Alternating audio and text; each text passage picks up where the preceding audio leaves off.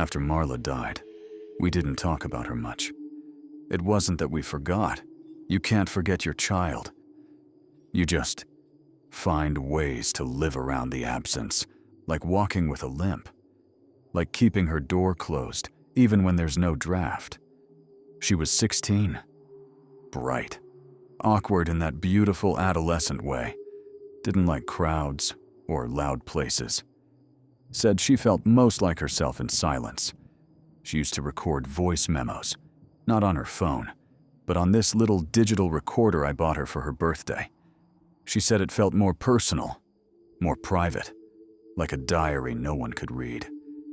She kept it on her nightstand, right beside a glass jar, the one stuffed with folded paper slips she'd write on late at night.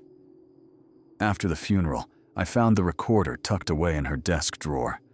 The jar was there too, still full. I didn't open it. I couldn't. Even looking at it made my chest tighten. For a long time, I didn't touch the recorder either. I couldn't bear the sound of her voice, not when I knew I couldn't speak back.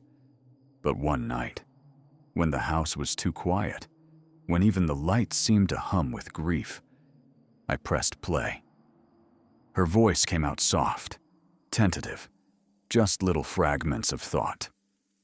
On one of the first recordings, she said, "Reminder to look up the word liminal. I think I live in one of those places." In another, she murmured, "I had that dream again. The empty room, the dripping ceiling." And in a third, "Dad looked at me weird today, like I was already gone." I started listening to one recording each night. It became a ritual, like lighting a candle in the dark. Elise, my wife, noticed the recorder on my nightstand. She didn't ask about it. But once, I caught her looking at it like it was dangerous, like it might whisper something she wasn't ready to hear. She's been distant since the accident, stopped painting, stopped singing to herself. She never says Marla's name anymore. Then one night, I heard something new, something that hadn't been there before. Her voice, lower this time, said, "Dad, if you're listening, don't tell Mom about this one. I'm sorry, but I can't stay where I am. It's getting closer." My breath caught. I rewound, played it again. Same voice, same words. But I was certain, absolutely certain, that message hadn't existed the night before. Over the next few days, new entries started appearing. In one, she whispered, "I hear voices, but they aren't speaking words. They're singing songs backwards." Another said, "I don't think I'm alone anymore." One entry chilled me. "Something is wearing my face." And finally, there's scratching behind the wallpaper. It knows my name. I asked Elise if she'd touched the recorder. She didn't answer at first, just shook her head slowly. Eyes rimmed red. "You shouldn't keep listening," she said quietly, and then walked away. I took the recorder to an audio tech, asked if someone could have tampered with it, hacked it somehow. He looked confused, said it wasn't even capable of wireless syncing. No Bluetooth, no cloud, just a basic digital recorder. He listened to one of the entries, leaned forward and frowned. "There's something underneath her voice," he said.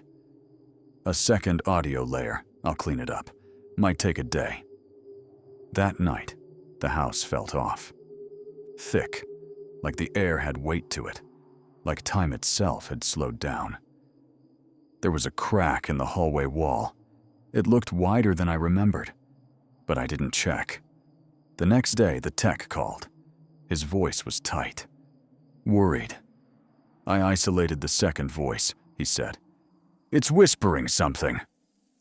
I waited, didn't breathe, then asked what it said. "She's in the jar," he told me. At first it didn't make sense, but later that night, I went back into Marla's room. The door creaked open by itself, like it had been waiting. I opened the nightstand drawer and pulled it out. The jar, still packed with paper. Dozens of them, folded tight. Each one marked with a date, each one in her handwriting. The day I fell off my bike. When Dad let me skip school for the eclipse. The dream where something called my name from under the floor. I used to think it was a memory jar, that it held the best parts of her. But now, I think it was something else. A record, a map, a breadcrumb trail. The further I read, the worse they got. It touched my ankle. I saw my reflection blink wrong. I think this is where bad dreams go when they die. I burned the jar. The smoke didn't smell right. It was thick and sour, like mold, like something wet that had been waiting too long to rot. That night, the recorder played one final entry. Her voice, quiet but certain, said, "I made it out. Don't look for me." The next morning, the device was blank. Every file, gone. Elise left a note on the kitchen counter. Just 6 words. "I'm sorry. I hurt her too." By noon, she was gone. But sometimes, when the house is too quiet, and the walls hum with a sound I can't quite place, I still hear her. Not from the recorder, not from memory, just her voice, whispering from inside the walls.